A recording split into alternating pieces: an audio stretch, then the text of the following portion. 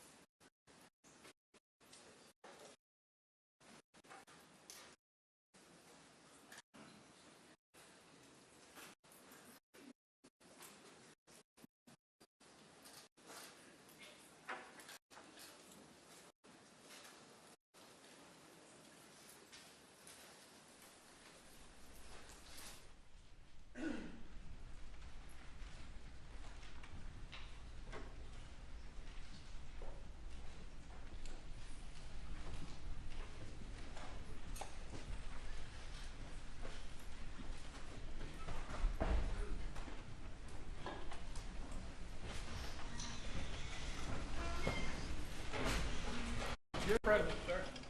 Very good. Proceed. May I please call Your Honor? Yes, sir. Mr. Murdaugh, good afternoon. A couple of things. Excuse me. Thank you. There we go.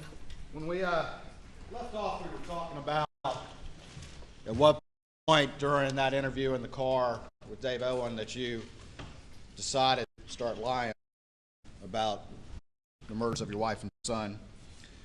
I'll pick up the video real quick. Not going to play the whole thing. We'll start from 2 minutes and 9 seconds.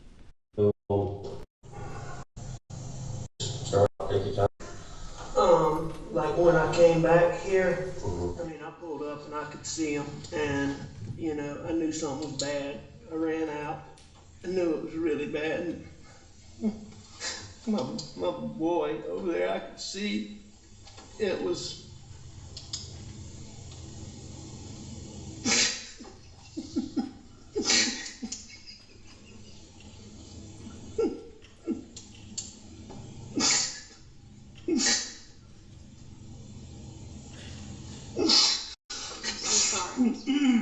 And I could see his brain on.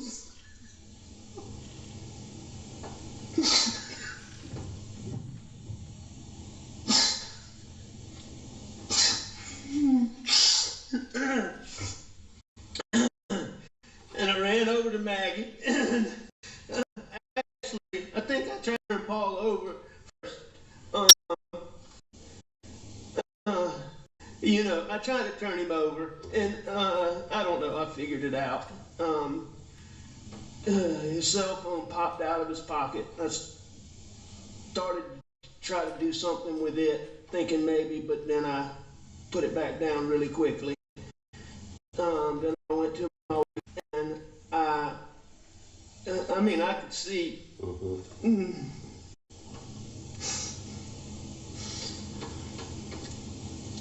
Did you touch Maggie at all? I did. I touched them both. Okay. I tried to take, I tried to do it as limited as possible.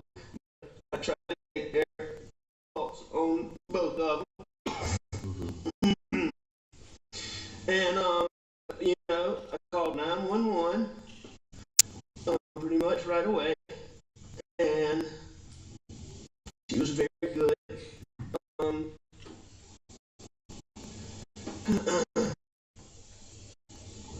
I told her I was going to get off the phone to call some family members. I did that.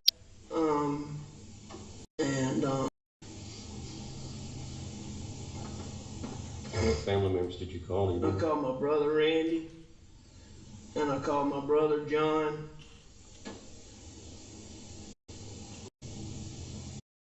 And I tried to call a little boy real good in this right around the corner from here. I didn't get him.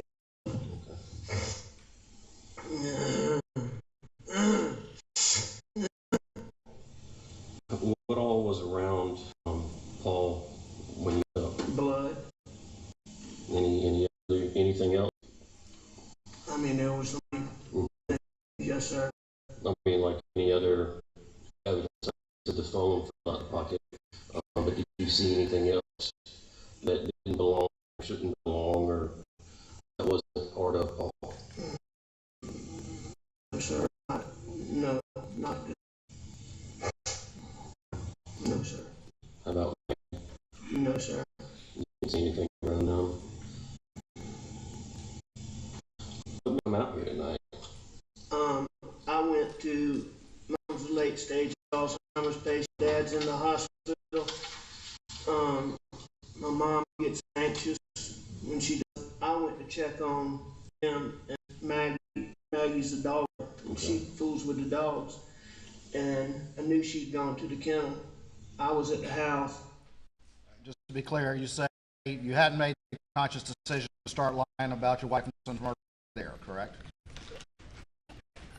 I don't believe so. Okay, well, let's continue. Mr. Waters, I can't tell you exactly when that decision occurred. Prior to the jury, the moment you decided to lie about your wife's son's murder. I can't tell you exactly when that moment occurred. But you did say earlier that when David Owen asked you about your relationships, that was a trigger point, correct? That was certainly one of the things that made me paranoid. Now, you know, already things had gone on that occurred, as I said, that in that mindset. Yeah. But exactly when I decided to lie that, I can't tell you. The things again you talked about, paranoia, the fact that GSR, and you talked about the advice of your partners and Sheriff Hill and Greg Alexander, and then you talked about your distrust of SLED somehow from the circumstances and demeanor of this right here, correct? No, my distrust from SLED didn't arise from this interview. My distrust for SLED arose from a couple things, and it's really several things. It arose from the way they had been involved in the investigation into criminal charges, and they had been involved in, there was an issue that had gone on with some rumors about Buster and Paul. They had been involved in that, where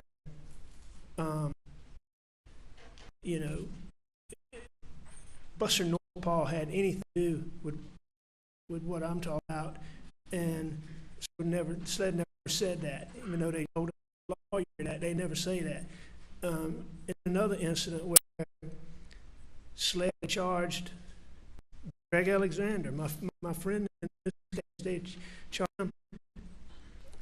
And in fact, I thought the agent that was involved in that was David Owen, but the charges against Greg Alexander they were so wrong that my dad made a conscious decision, even though he was a career prosecutor, made a decision to go to the courthouse and sit Greg Alexander while his trial went on, because it was a while back. But you don't know if David Owen was at SLED 10 years ago. No, I checked that, because that night the officer who was involved in that case in bringing clearly manufactured charges against Greg Alexander. You're saying the night before you sat down for this interview, you were asking somebody about whether or not about Greg Alexander 10 years ago when the wake had occurred? Oh, no. Okay, so that wasn't what you were discussing in this car. No, I wasn't discussing, just telling you that I thought David Owen, same agent, was involved in that case. Now, I learned later, because I checked on it, I learned later that it was David SLED agent, person with a different last name. I learned that later. I mean, all part of that process going on in my mind. So you're saying that you're sitting here right now, and that this Dave Owen and this circumstances and demeanor of this interview, you're thinking that guy had been involved in the prosecution or investigation of your 10 years ago? I did. Okay, so here's a new one you just mentioned to us, correct? No, that's not a new one. That's part of. I mean, the circumstances are new. I mean, No, that's fairly specific, don't you? Well, no, sir. I mean, the story keeps going. Keep going. No, you asked me about this, Mr. Owen. What I said is part of this whole, I mean, Mr. Waters, the whole part of this whole process involved my distrust for SLED. That was a big part of my distrust for SLED. Yeah, we can all see it on your face in this interview, can't we? I don't know. But you said, what you just said a little bit ago, that wasn't the lie, wasn't the conscious decision. Yeah, keep going. If you No, I'm not saying that. I'm saying I don't believe that it was. I don't know when I made the decision to lie about it. All right. Well, if you see it, let me know. Go forward. To my mom for just a little while. Tried to call her when I left. Texted her, no response.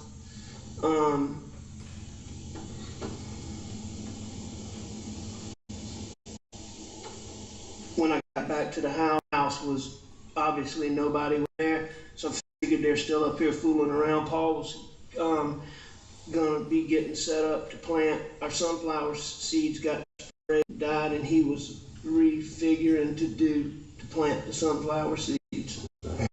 So I came back up here and drove up and saw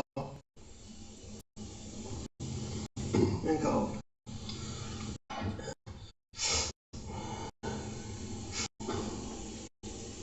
Had Maggie and Paul been arguing over anything? No. What was their relationship like? Wonderful. Wonderful. How about yours and Maggie's? Wonderful. I mean, I'm sure we had little things here and there, but we had a wonderful marriage, wonderful relationship. And yours and Paul's relationship?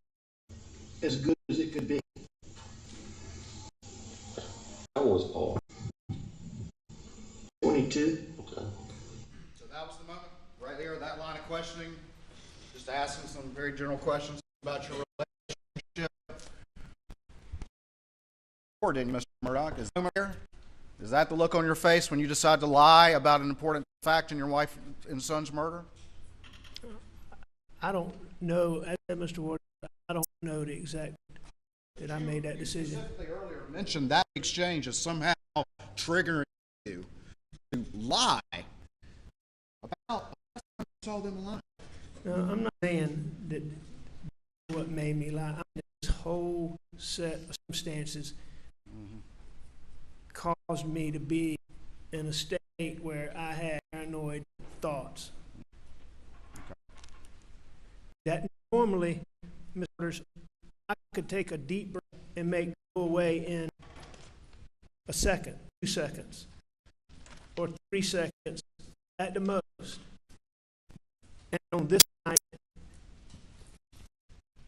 I wasn't able to do that.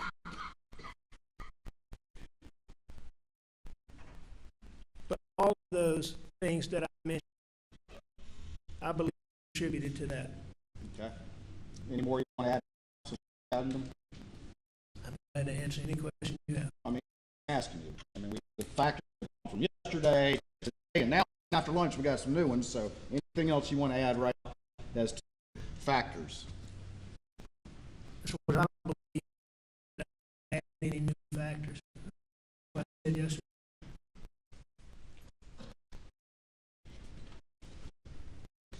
All right.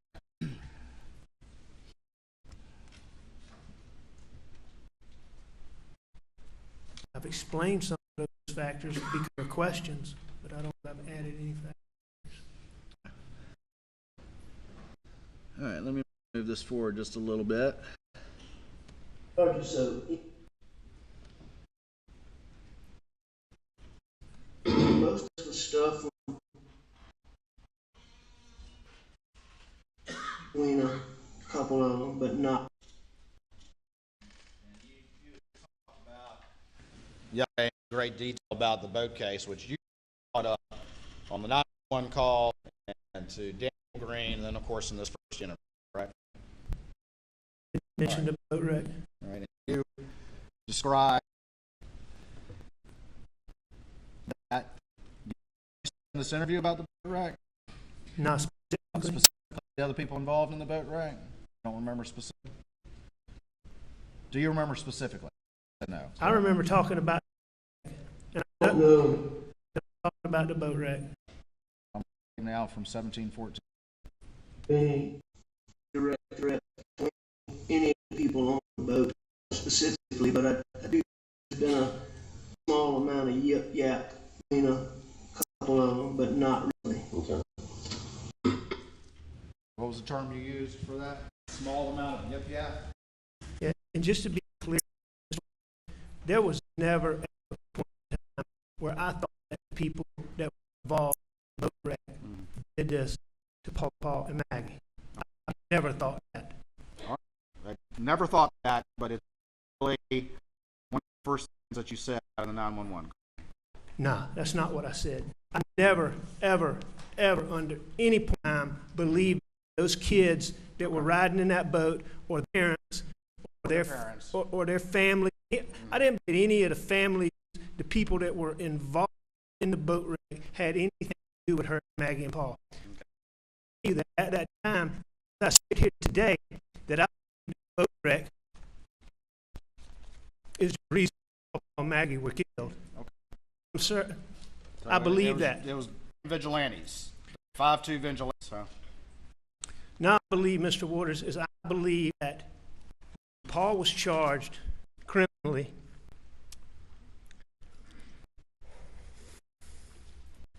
There were so many leaks,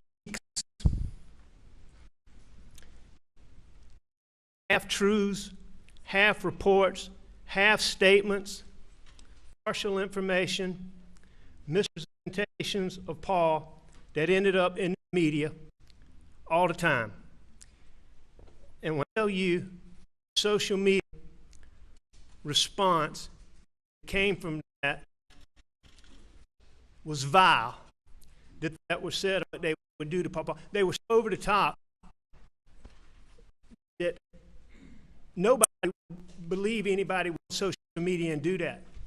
But I believe then, I believe today, the wrong person saw and read that. Okay. Because I can tell you for a fact, the person or people who did on June 7th, they hated Murdaugh and had anger in their heart. And that is the only reason that somebody could be mad at Paul like that, hate him like that. Gotcha. All right, so we've got now. But that's why I did then believe the boat wreck, and I believe now that the boat wreck had something to do with it. So we've got vigilantes because of the boat wreck. Now, I don't know that in the vigilantes. Well, you just wasn't the family or their kids or the family of the other kids in the boat wreck. But you're saying is somebody off social media. You don't have any of that. You just believe that as you try to explain the lie that you told first time yesterday. Isn't that right? No, sir, that's not right. All right. Well, let me ask you a question. On this jury is that random vigilante, the 12-year-old 5 people that just happened to know that Paul and Maggie were at Moselle on June 7th, the channels on June 7th, they knew that you would not be there between the times of 8:49 and 9:02. They show up without a weapon, assuming that they find weapons and ammunition there. They commit this crime during that short time window, travel the same route that you do around the same time to Alameda. That's what you're trying to sell this jury? You got a lot of factors in there, Mr. Waters, all of which I do not agree with, some of which I do.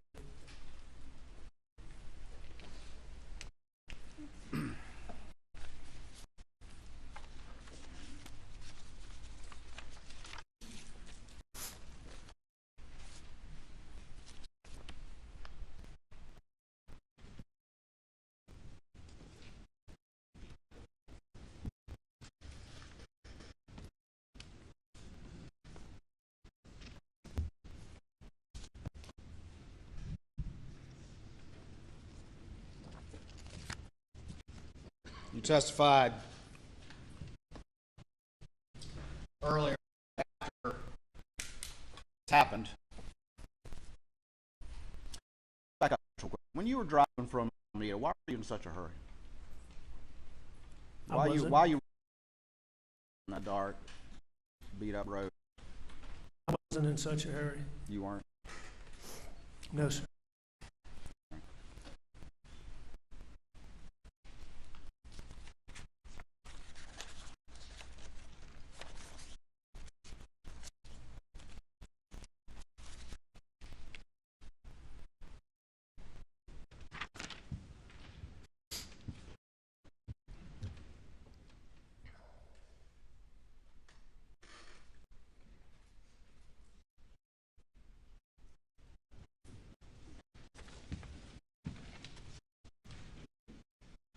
What's been marked as 73. See if you recognize this.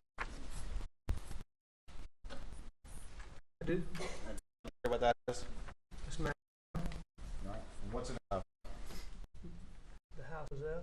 And what's between the house and the Mercedes? The golf cart? Is that where it was on June the 8th, to your recollection? No, sir. Where was it left? I mean, it was near there, but that's not exactly where it was. No, sir. Okay, where was it? Where we would normally park it would be a little bit closer to the sheds. I mean, a little bit closer to the house, to the bushes. Okay. Your Honor, this. When was that photograph taken? Well, do you recognize when it was taken? No, I don't recognize. No, sir. You wouldn't dispute that it was around the time in the afterwards, would you? Aftermath being when? I'm asking you. A day, a week, an hour? I wasn't there, Mr. Murdaugh. Do you recognize those? I recognized the car, I recognized the house, and I recognized the golf cart. But that's not exactly how it would have been All right. that night. Can you describe to me then where it would be different? Well, it would be more in line with, first things first is when we drove the golf cart, or when I drove it for sure, and I believe when the others drove it, you would come in and you would go across the little brick walkway that's in front of this. So if I would have come in and gone this way, or I would have come in and gone this way. This is not a place that any of my family would have normally parked it. And so what I'm assuming is this obviously is taken at daytime. And what I'm assuming is it was taken when Sled came to the earliest it was taken was when Sled came to the house the next day, which I believe the testimony is in the afternoon. And at this point in time, that golf cart, I would assume, would have been moved several times, but that's Right. not how it was. Well, where did you leave the golf cart when you got out of it around 8:49? In the manner in which I just talked about. Okay, well, help me out again so I understand. You would have come around this way or that way, but where would it end up? It would have been, in this picture, is facing to the right. Oh, I got you. The night that I drove it, I believe I parked it facing to the left. I understand. Would be customarily how I did it. And I believe I did it that way that night. Okay. Well, that's all right. And that is how I would have gotten into it. All right. That's a very specific memory. Thank you. All right. At this Well, time, that's the just how it state would normally offer States 573 in evidence. No objection. Admit it without objection. Could I have the Omo very briefly?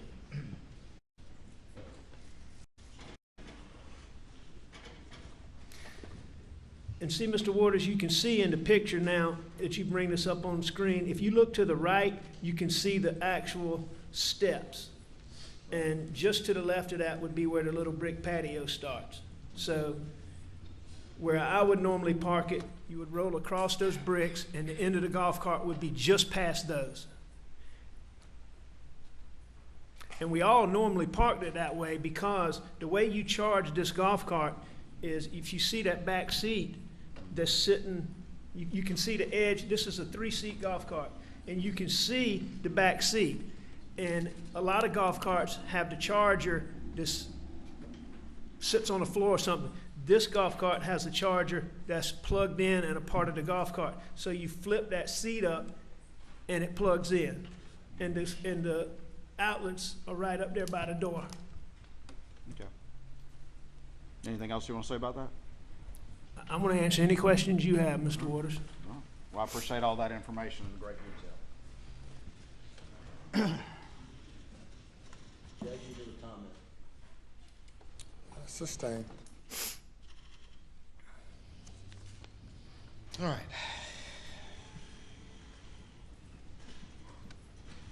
It's just never parked that way by the family.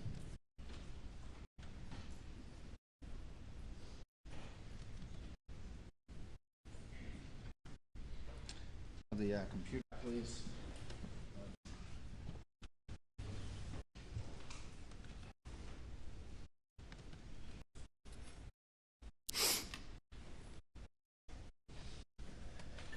Mr. Murdaugh, I'm going to put up an interview. This would have been June the 10th. I'm not going to say the whole thing, but I do want to go through a couple things.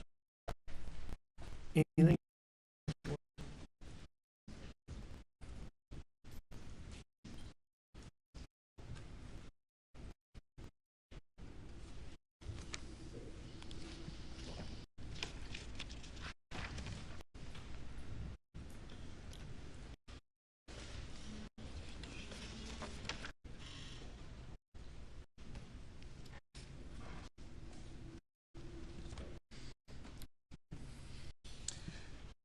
I apologize, got ahead of myself. I want to do one last thing on the first.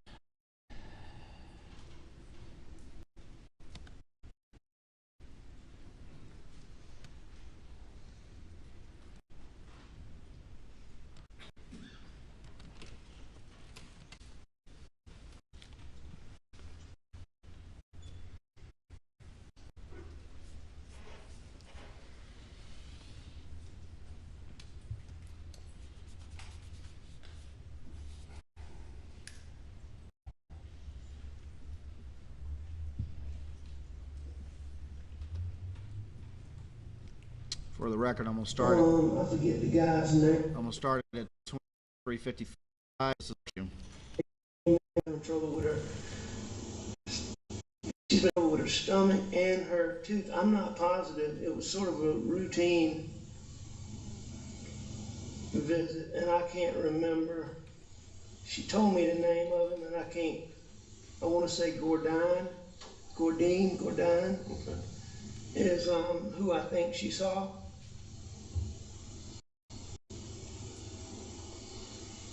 So was she back home around supper time? Or 6 o'clock, 7 o'clock? I don't think she got back quite that early. I think she got back a little bit later than that. Okay.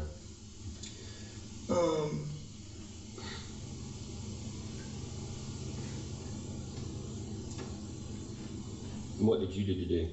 Were you in the office or? No, I was home. I came home. Paula and I messed around. I was up at the house. I laid down, took a nap on the couch, probably, I don't know, 25, 30 minutes. I got up, I called Maggie, didn't get an answer, and I left to go to my mom's. She had said she might ride with me, but she normally doesn't when I go over there. And I think I texted her. There, when you repeated the lie that you decided? Was that, Lie to Dave Owen?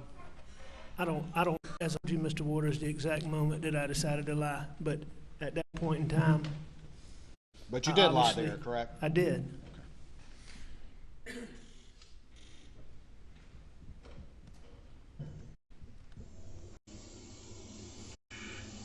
And she's very good about answering the phone, so that was odd, or calling me back. So that was odd, but it wasn't that big a deal.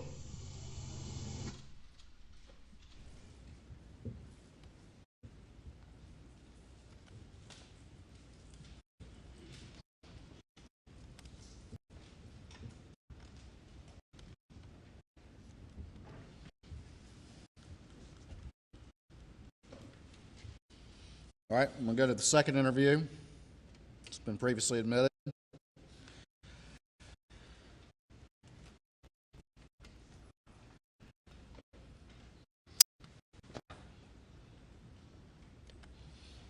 Let me ask you this before we start. You stated earlier during your direct testimony that after these crimes happened, you found the family was around you, your law partners were around you pretty much every minute after that, correct? Every waking minute. Didn't you say yesterday? Yes, for a long time. All right. And this second interview was 3 days later, is that right? That's correct. And in no time with any of your close friends and law and family confess the truth, do you? No, I did not.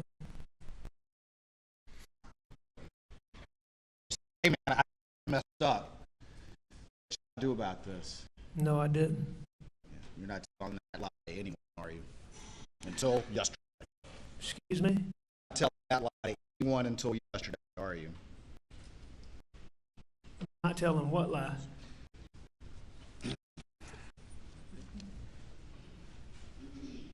Saying I tried to tell somebody that I was lying?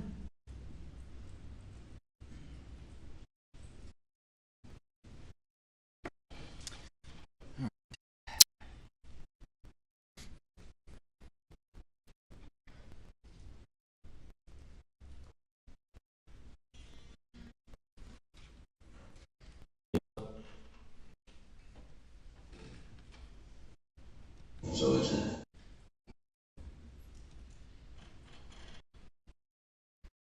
and To approximately 4:56.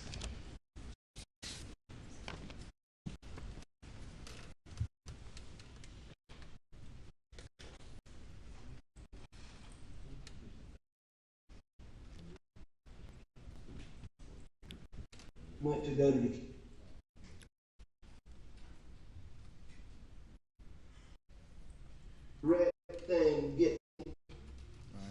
correction, I'm at 12:20. He doesn't like to go to doctors, making him go get his blood pressure checked. His feet is pulling up recently. So, you know, it was a big, huge deal. He hung around the house for a little while. I know that Maggie went to the kennels. I don't know exactly where Paul went, but he left after. How did Maggie get down to the kennel?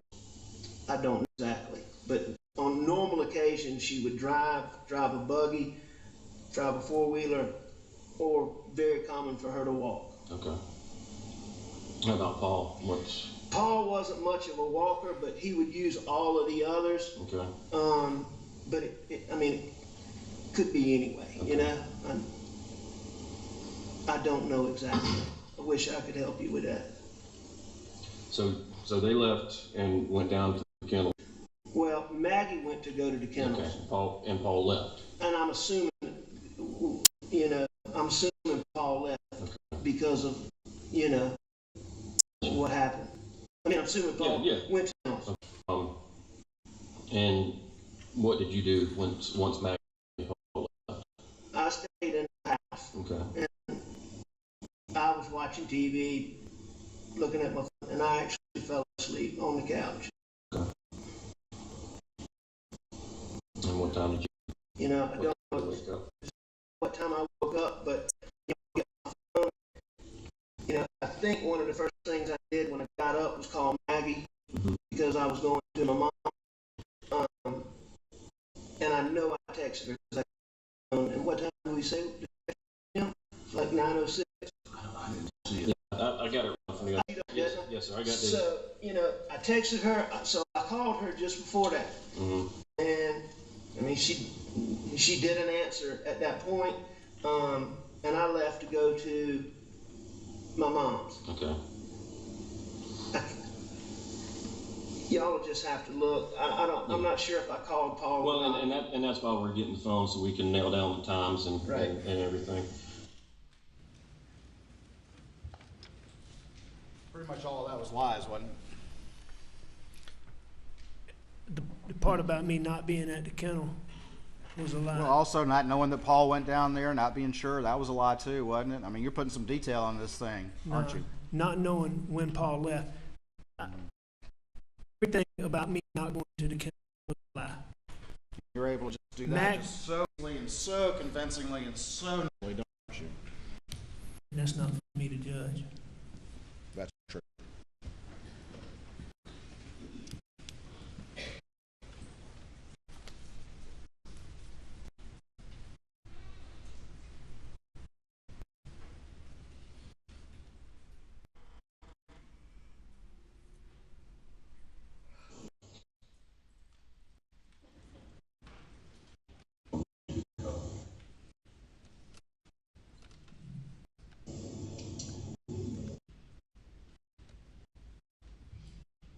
Story.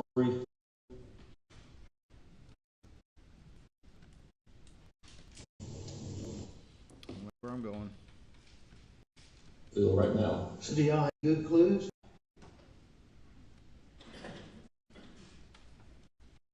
So we're trying to put a rush on that to get an answer quick, and hoping that's going to tell us something. By evidence, I mean, is it things you think are going to be helpful? Well, I mean, like the shot shells out there, the casings, the DNA swabs that we took from the door handle to see if anybody touched the door handles, any other places that we think somebody may have touched while they were out there. You know, we're trying to collect DNA from that and analyze that. Which at the conclusion of this, what I'm going to also ask is that we get a buccal swab, a DNA swab from you. No problem. Your DNA is going to be there, but we need to eliminate it once it's developed. So, you know, We don't need that unknown when it actually is a family member or It's you. no problem. I mean, we have talked to close to 100 people trying to track people down, and we're still tracking people down. And that's why, you know, who Paul was with. I want to tell you one thing while I'm thinking about it. Yeah. Paul was really an incredibly intuitive little dude. And I mean, he was like a little detective.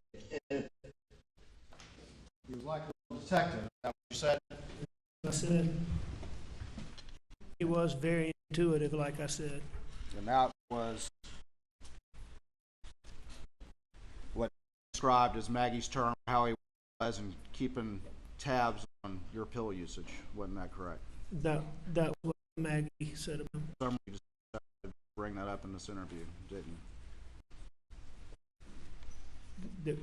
That was a trait of Paul's personality. I mean, I think anybody who knew him would tell you how intuitive he was.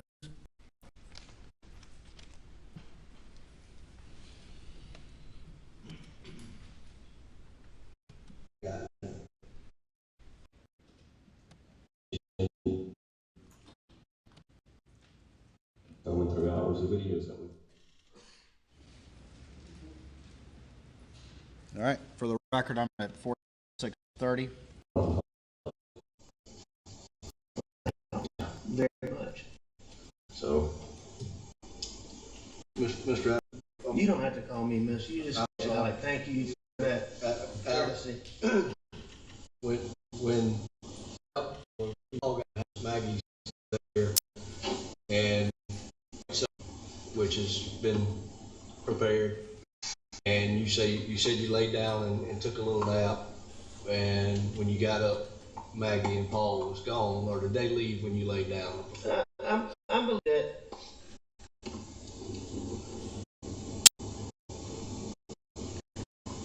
I'm not sure. But they weren't there when you woke up around the 9 o'clock mark or so when you made the call to Maggie to let her know you. No, nobody was in that house when I left.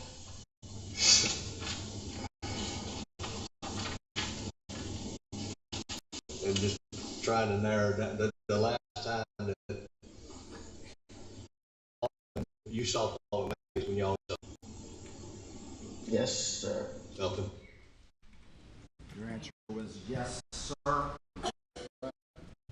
That's correct.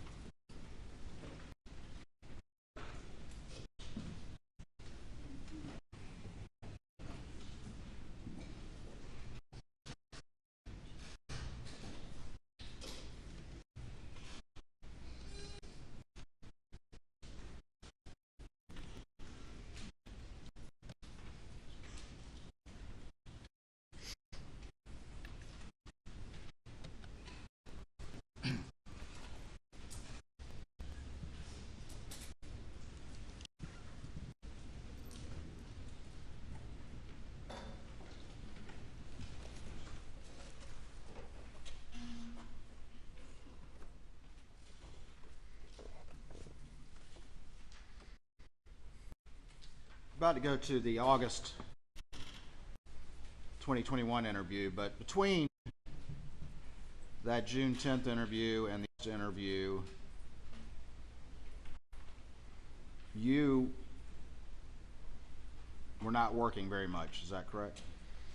If at all? No, I definitely wasn't working very much. I think I was working a little bit, but no, not very much at all.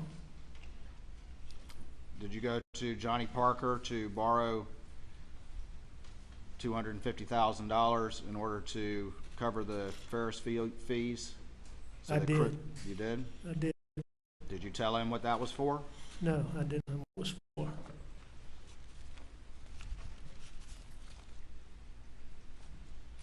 Did you go to Russell Lafitte at Palmetto State Bank and get $350,000 in order to help cover some of the Ferris fees that you had taken to send to Chris Wilson? I did.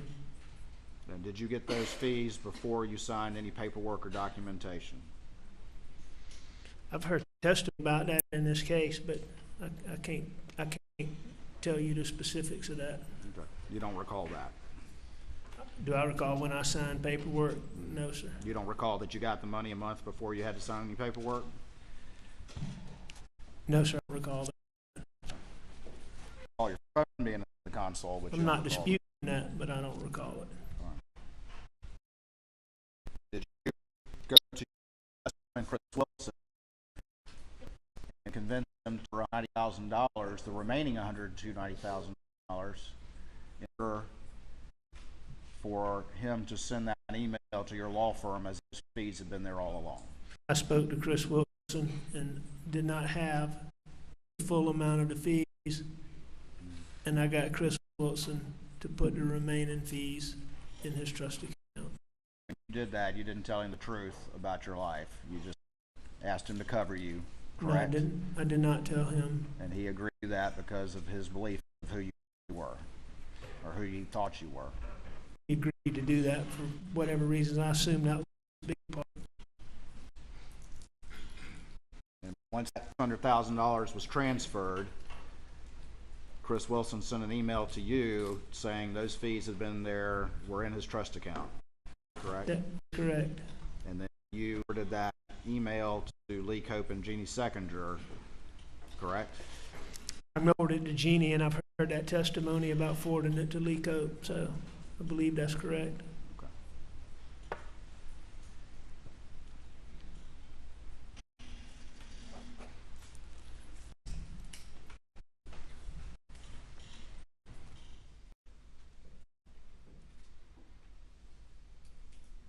Why'd you not get it all from PSB?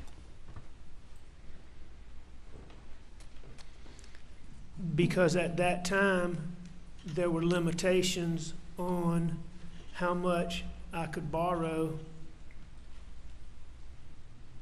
because MAGS was passed. And so I was limited. Okay. I couldn't get a loan against Moselle and get a loan against Meta State. I mean against Vista.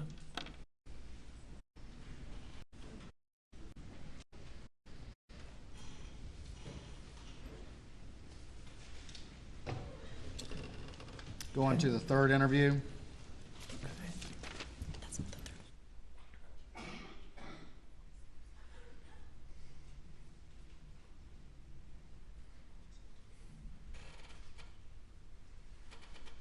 All right, I'm going to go to 1745.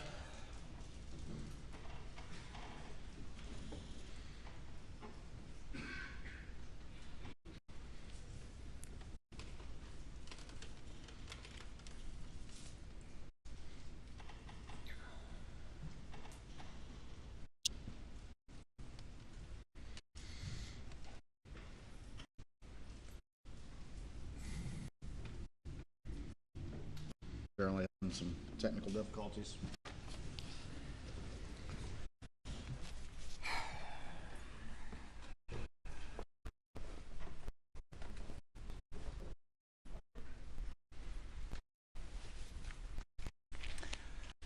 Jury's saying yes. I mean, again, you repeat the same lies over and over again, I did. effortlessly and convincingly. About that. Well, see, I agree with that. nobody yelled at you. Nobody yelled at me. Nobody, none of these guys were as courteous to me. Like, Nobody what? I said, none of those guys were ever discourteous to me. You made a comment earlier that David Owens was mean or something about being mean, and he was never mean to me.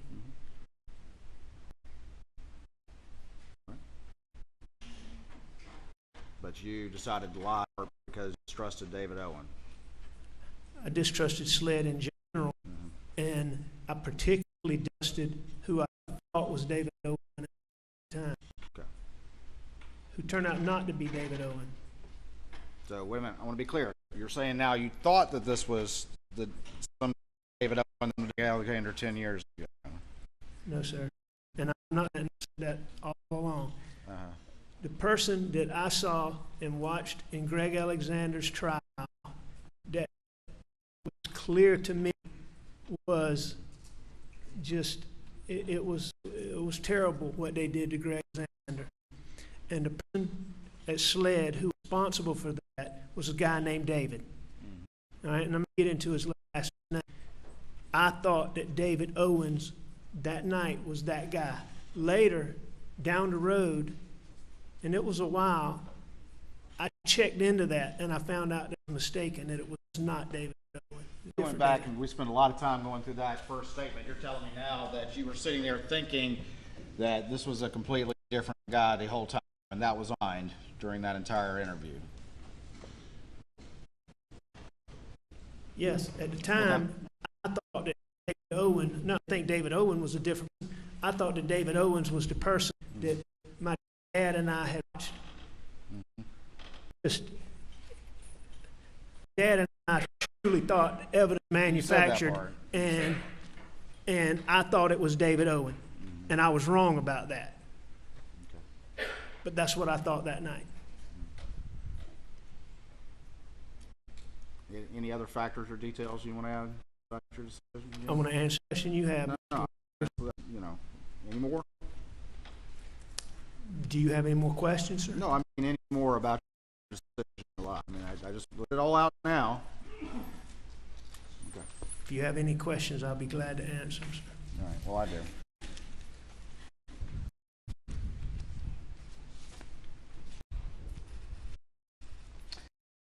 Tell me about the blackout. Initially, you told law enforcement you weren't sure. Correctly. Oh, no, sir, you're absolutely wrong about Well, shortly after this, became being told that Paul's gun had been stolen, and the one you heard about stolen from the thing.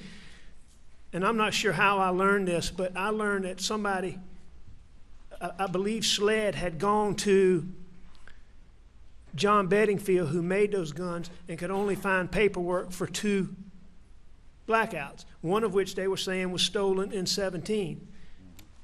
And that's what they were telling me. And I was certain, and told them I was certain that there was a third one. actually, in June 8th and June 10th, or June 10th, you were saying that you thought that y'all had replaced it, and then you kind of wavered, and then eventually said you did replace it, correct? I don't believe that's correct. No, You don't sir. believe that's No, I don't believe that's Did you correct. get law enforcement that you thought that this third gun, the replacement blackout, had gone missing in Christmas of 2020? It did go missing in Christmas 2020. So you're telling them it also had been missing months prior, correct? That's the question first. Explain. Did you all law enforcement that that gun had been missing at Christmas time? I told law enforcement that when we looked for it at Christmas time, we could not find it. Okay. That was accurate.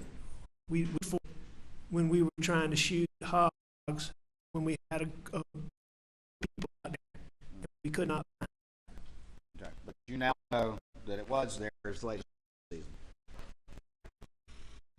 I know that Oven and Paw Paw had it right before turkey season, like Will Lovin testified to. So around, actually. It went out there at some point in time, there, yes, sir. Right. So you're saying second time, or you just don't know? No, I'm not. Stole it a second time? I never said a 12-year-old stole any gun, Mr. Sorry, Waters. 5 stole it a second time? I don't know they're stolen. I just know that when we looked for it at Christmas time, we couldn't find it.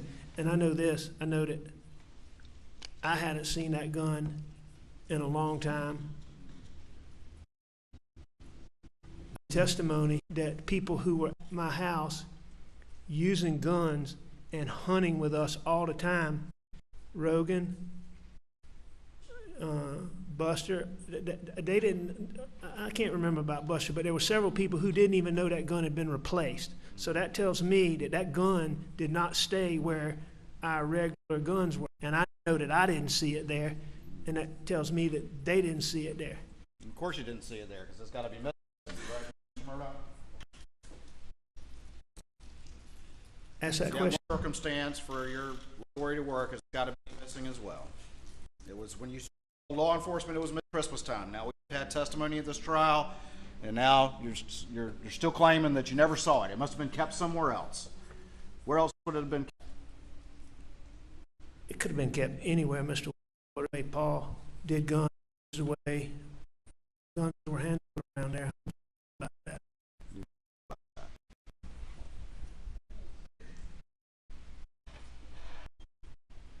I should have been stricter. No, the third gun right outside the gunroom door in turkey season of 21, correct? I know that now, based on what Will said. You know, also fired across the street at y'all's shooting house around that same time, don't you? No, sir, I don't know that, but I know that it would assume that it was fired at the shooting range, but I don't have any reason to believe it was done in close proximity to that time.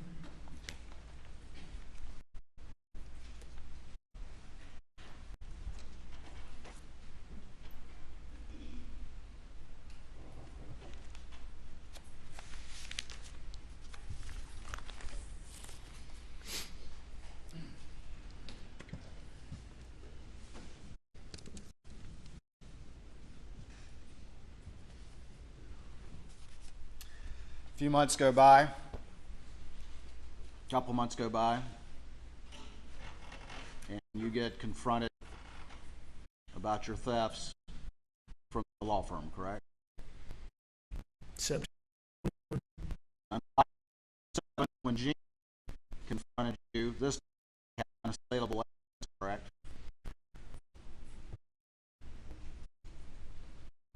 that's correct. I mean, they had No wiggling out of this one, correct? they tried to wiggle this one. Well, you've been wiggled for, though, right? You wiggled, stole your mother's money twice, correct? I admit almost all of these things, Mr. Waters, but that's one of the things that I take dispute with, Which one? that I stole that money that you're referring to. You're going to dispute that? Let's hear about that then. Tell me why you dispute cashing that check twice. I don't dispute cashing that check twice.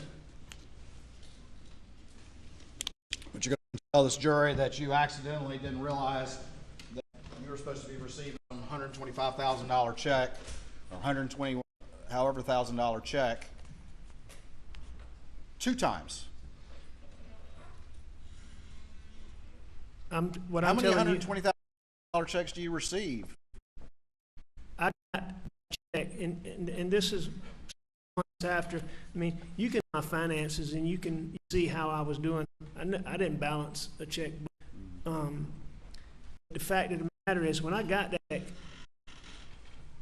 I asked about it, and I was told mistakenly that it was for me, that I had done participated in that year-end thing, which I did sometimes, not often, but sometimes. Apparently, a new check got cashed. I cashed that then later. Yeah, where did you keep that one for a year? I don't know where it was. It was obviously a desk, but Mr. Waters, So you found it in your desk. no, I didn't. Well, you said it was obviously in your desk, so you remember that? You remember finding it in your desk? No, I remember when we, Did you go to finance and say, I found this year-old check, is it right? no, No, you took it to the bank, didn't you? no, sir, I didn't. Not allow Mr. Murdaugh to answer the question. So when this came up, when this came up, that check got cashed. There's no way that I can have a check in our law firm with the way accounting is, and that I can cash a check twice and think that's impossible. So to cash a check that's already been checked, there's no question it's going to throw that off. What happened is I had we get a rent check, we get little checks, odd checks, and they pile up. the small checks. That check got mixed in, got sent to the bank. It got deposited. Keep going. And that was a year after. Okay. But I do just that I stole that money. That money. All right. You brought it up, so any of the other money you dispute stealing? No, you brought it up. That was the one I disputed. All right. And you heard Ronnie Cross testify about that. I heard Ronnie talk about what they thought about it, sir.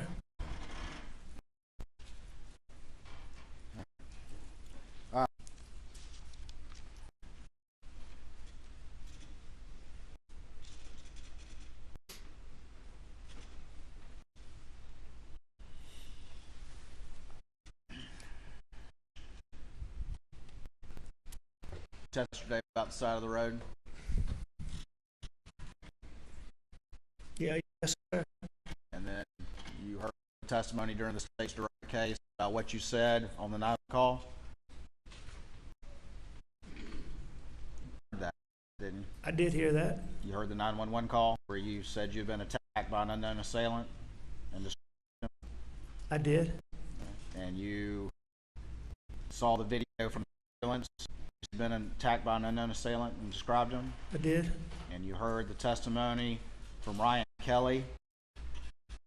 You again went in detail, described this attack from an unknown assailant. I did.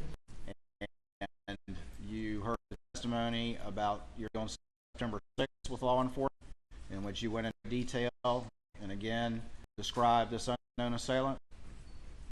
I did. And you heard the testimony, and in fact, the image put in how you sat down with a sled sketch artist and spent a period of time going forward and creating an image of the supposed assailant. I did sit down with I was in the hospital, and they came in, sat down with me, asked me questions. I answered their questions, and it came up with a composite. Yes, sir. Sat there and answered their questions just as effortlessly and convincingly as you've been trying to do for the past 2 days. Isn't that correct? No, sir. That's not true. In the hospital, I couldn't sit. I was standing up. I was walking around. I was using the bathroom with the ladies right there. I was 2 days into not taking, 3 days into not taking pills like I had been. So, no, it wasn't effortlessly. But, I told them what I don't dispute that I lied. It was all lies, though, is the point, correct? It was. You're saying withdrawals, but you were able to pull off lies in great detail. Correct? I lied to them.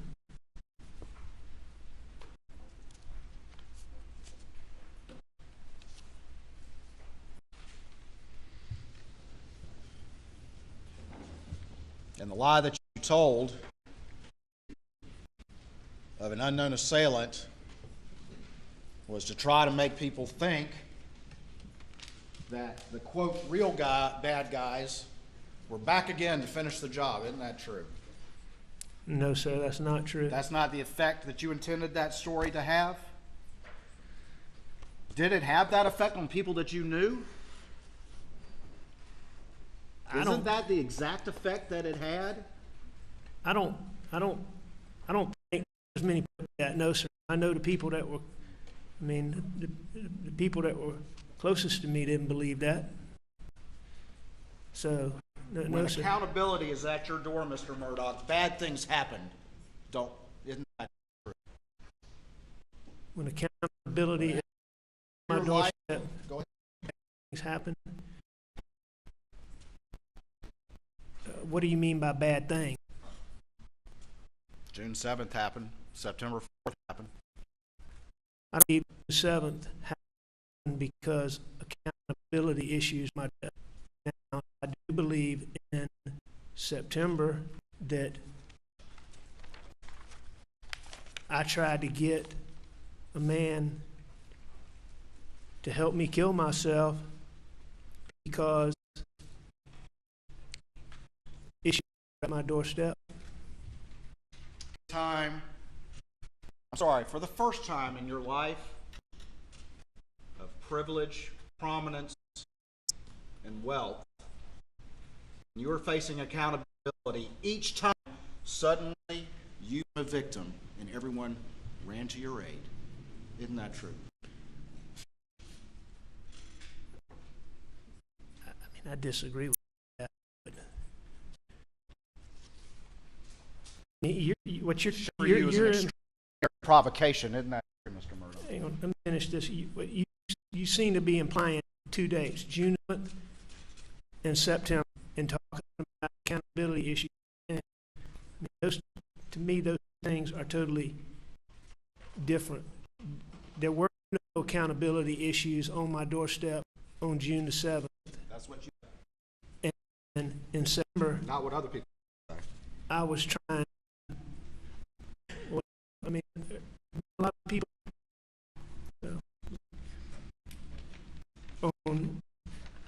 in September, that wasn't designed.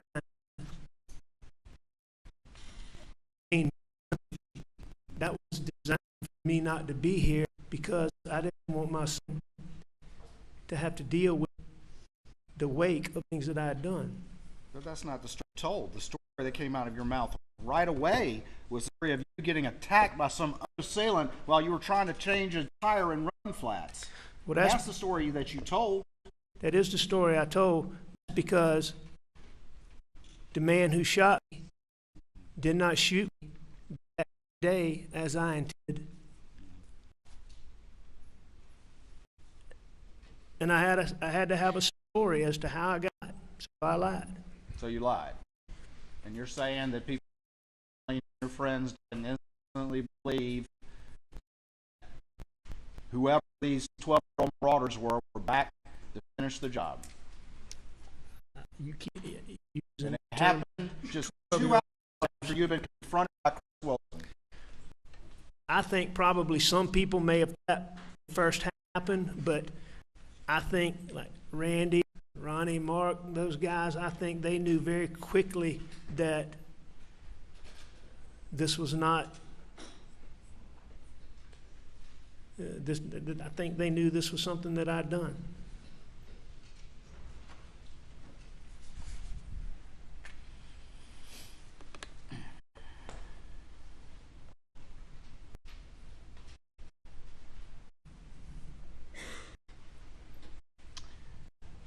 Shame for you, I asked this before, but shame for you is an extraordinary vocation, isn't it, Mr. Murdaugh? Shame for me is an extraordinary provocation. I'd like to be shamed. Prospect of humiliating the last extraordinary provocation to you, isn't it, Mr. Murdaugh? What do you mean by an extraordinary provocation? It's your, is it not? No, it's not my biggest concern.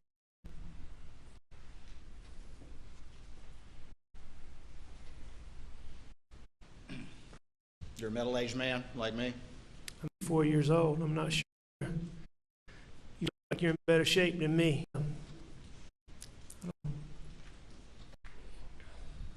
I was actually years behind you in law school, but we never knew each other, did we? I never knew you, no, sir. Had a very successful career up until this point. You know, Simple question. and the answer to that is no, Mr. Waters. I was in Inc. for more than 20 years. All right, so making millions of dollars over a decade is not having a successful career. Is that what you're going to tell the jury? No, that's not a successful. When you Okay, well, let me put it no, like this. hang on. Let me just. All right, you go put ahead. this- you know, it may have been what you perceive as a successful career, but you know, I'm the one who was fighting that. You don't have a very high self-esteem when you're so. I don't deem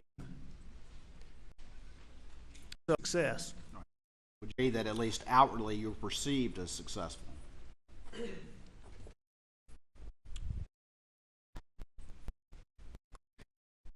I made a bunch of money, if that's what you're wanting to get at. No, I'm not asking about the perception. You were perceived as a prominent, I tried to powerful be. lawyer. How I was I President of don't the know. trial lawyers. I sure tried.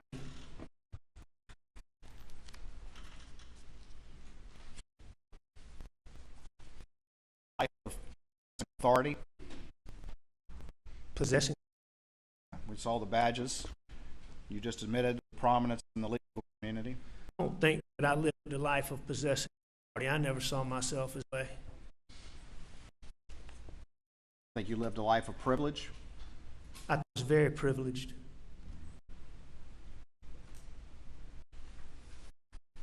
But as we move to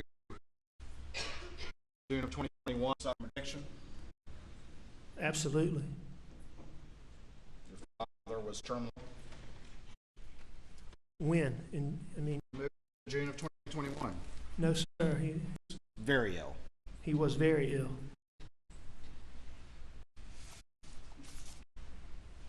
And you were coming to a point of financial crisis.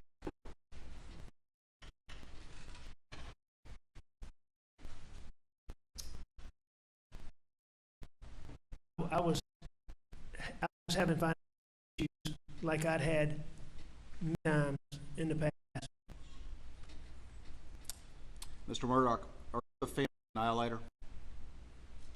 A family annihilator? You mean like did I shoot my wife and my son? Yes. No. Would never hurt Murdaugh. Would never hurt Paul Murdaugh. Under any circumstance.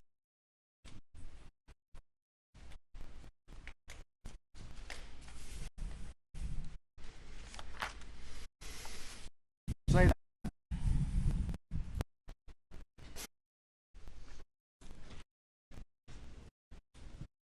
Excuse me?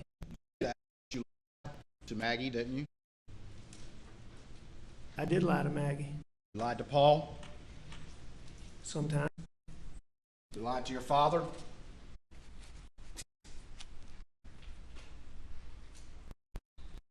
I'm sure I did at some point. Did you tell him all the stuff you've been up to over before he died? No. Others? Financial things. Yes. I lied to Randy at some point, I'm sure. Did you lie to him about the time you saw your wife and son? I did. Did you lie to their wives? I'm sure I did. Did you lie to Marion Proctor? Yes. Did you lie to the Brandstetters? Yes. Did you lie to your best friend, Chris Wilson?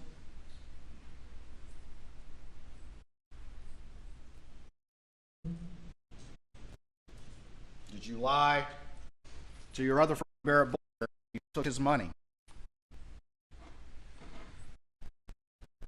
No, sir. No. I didn't lie like I told you. I didn't lie directly to him. I lied to him by omission like we talked about. I mean, I didn't see him. Did you lie to your law Yeah. about the Some of them. ball? Yeah, I believe based on what Mark said, I did. You lied to Ronnie Crosby. What he said, I believe I did. You lied to Johnny Parker. I don't believe I said with John. Did you lie about the finances when you borrowed that money in July 2021? I don't know if I lied about. I don't think Johnny would ask me. I had to lie to Johnny about that, so I don't know. You didn't certainly get close to him the truth. You borrowed that $200,000, did you? I didn't tell him I was. We have to say before, not telling the whole truth is the same as telling a lie. It is. You don't think that's a lie, though? Just saying, Mr. Waters, I'm not taking an issue with that, but I don't need money, and I mean, Johnny loaned me money numerous times. It was a long sit-down discussion with Johnny exactly what I was doing. That conversation would have been, I needed it, it was always help me, and that would have been the conversation. That specific event that I lied to him, I don't know. He ended up being out $477,000, didn't he? He ended up being out of money. Thank you for your qualification. Did you lie?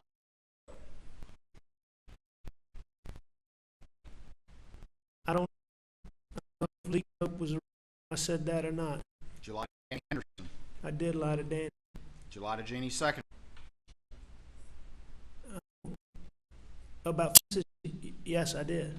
You didn't ever hear about kennels? No, I wouldn't think so. You lie to Annette Griswold? I did. I don't believe she and I would have at some point, I'm sure. Did you lie to Michael Gunn? I'm sure I did at some point. I mean, Michael wasn't involved in any of this, so I don't know that any of this ever came up with Michael. Did you lie to your clients? Did you lie to Pinckney? Yeah. Hush. I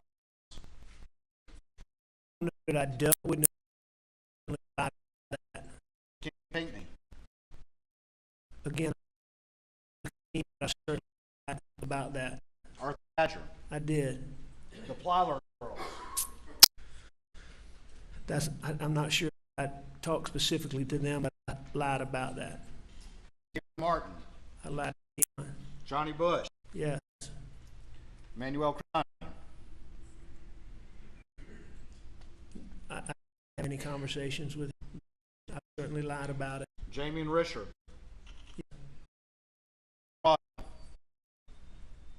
Yes. Jordan Jinks? Yes. Mary Duncan? Yes. Adriana Hay? Yes. Yes. Christopher Anderson? Yes. Mallory? Thomas Moore?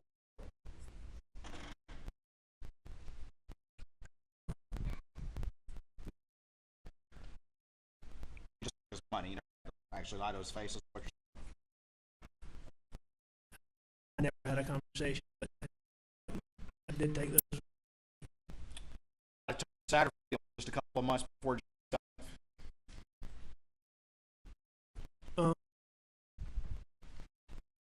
Text. Just remind me. There's been a lot. Just remind me what it was. I'm going to show you what it is. 463. And I don't remember the exact. That was in April of 2021. Is that right? Or you text him, tell him how hard you're working on the case. In fact, you had stolen millions of dollars from I Tony did. Satterfield, who got up on the stand and told the jury about that. I texted him on April 12th, so 5 weeks before June 7th. Told him it was okay. You're working hard, right? Next case. Yeah, I told him I was working on the case. He was the son of her longtime housekeeper, Gloria. I'm sorry. He was the son of her longtime housekeeper, Gloria, who had served your family for That's correct. and you stole his voice.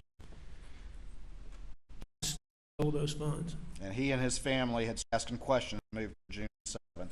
Didn't that happen? No, I mean, there wasn't any rise in them ask questions. No, sir.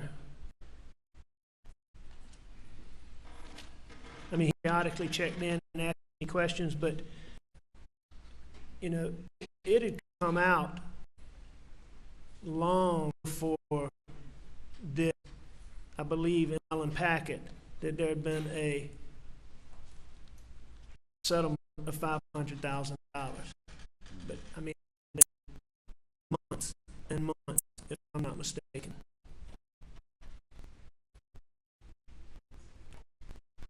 And so I didn't notice any uptick in Tony asking questions, and I don't believe that there was any uptick in Tony asking questions before June the 7th.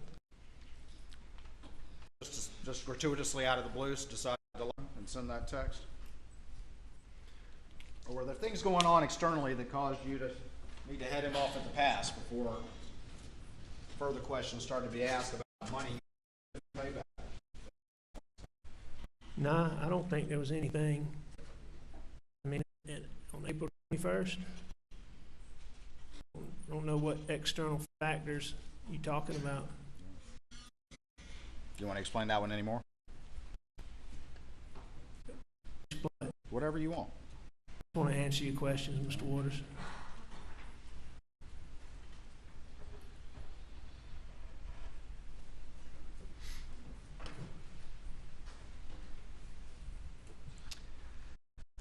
Lied to everyone about the side of the road, the people that came to stop to help, and it's folks and the 911, Ryan Kelly, and the composite skills, and all of them, correct? I lied to a lot of people about that. You know why people lie, Mr. Murdaugh? Because they know they've done wrong. For the most time, Been able to lie quickly, easily, and convincingly if you think it'll save your skin for well over a decade. True.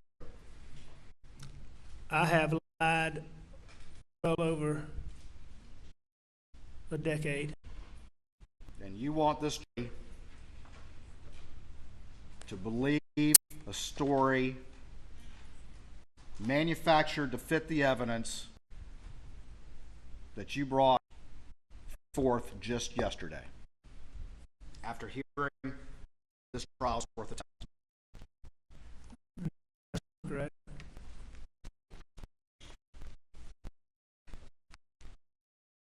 Mr. Murdaugh,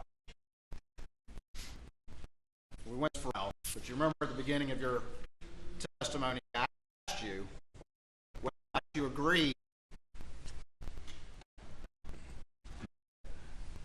to explain your presence on the camera video was an important part of your testimony before this jury. And you said, oh, it's just important. I said, at least important from yesterday. I recall you asking those questions, yes, sir. And you agree it's important. That is an important component. I think there's a lot of important components. You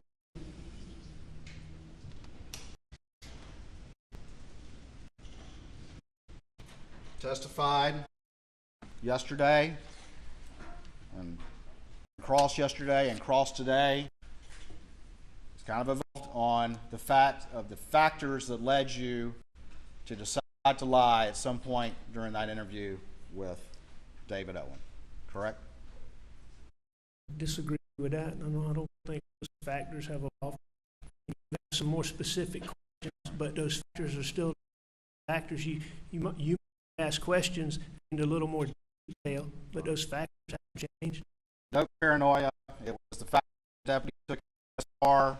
It was the fact that your law partners and Greg Alexander and the sheriff were telling you needed to talk to the police. It was the fact that you got in the car with David Owen and thought he was somebody from some case 10 years ago, correct? That believing David Owens was the person involved in the case that I talked about was one of the factors that this trust slid. Right. And also said that they asked you about in that first about your relationship at the that's one thing you meant well, correct? And that was certainly something that could be.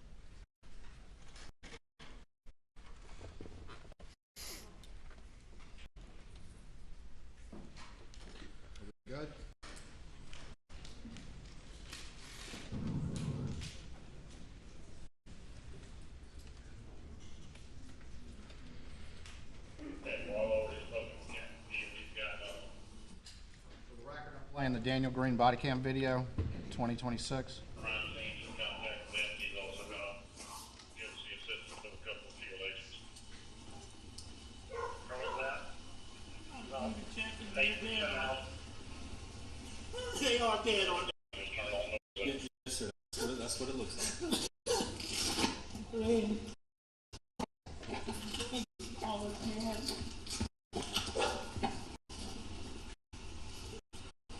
Where are you now? All right.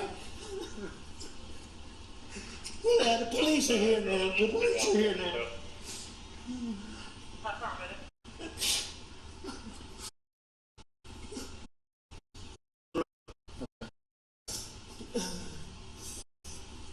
When was the last time you were here with them? Or talked to them or anything like that?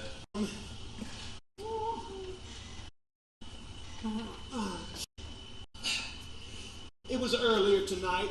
I don't know the exact time, but I lived probably on an hour and a half from my mom's, and I saw them about 45 minutes before that.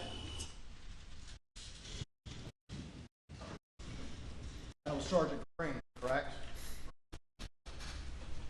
Yeah, that was Sergeant Green. And at that point in time, SLED was not there. No one had gotten GSR from you. Your partners or Sheriff Hill were not. That's correct. No one had asked you about your relationships. David Owen was not there. That's correct.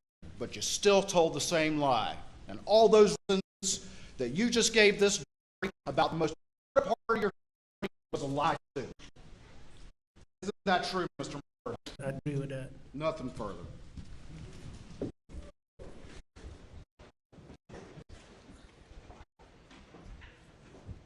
Ladies and gentlemen, we'll take a break now. Please do not discuss the case.